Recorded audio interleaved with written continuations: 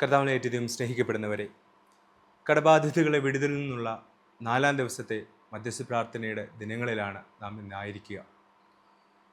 നാം ഇന്ന് പ്രാർത്ഥിക്കുമ്പോൾ ഒരുപക്ഷെ നമുക്ക് കടബാധ്യതകളില്ലെങ്കിലും ബാധ്യതകളിൽപ്പെട്ട് വിഷമിക്കുന്ന നമ്മുടെ സുഹൃത്തുക്കളെ നമുക്ക് ഓർത്ത് പ്രാർത്ഥിക്കാം.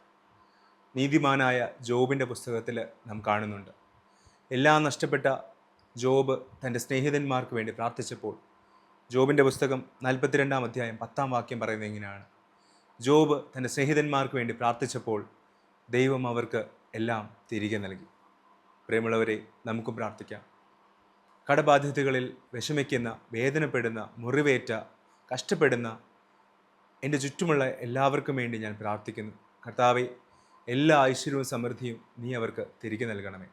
നമുക്കൊരുമിച്ച് കൈകോർത്ത് പിടിച്ചുകൊണ്ട് ഈ 4-ാം ദിവസം നമ്മുടെ ചുറ്റുമുള്ളവരെ ചേർത്ത് പിടിച്ച് ദൈവസന്നിധിയിൽ നമുക്ക് പ്രാർത്ഥിക്കാം. ദൈവം നമ്മെ സമൃദ്ധമായിട്ട് അനുഗ്രഹിക്കട്ടെ.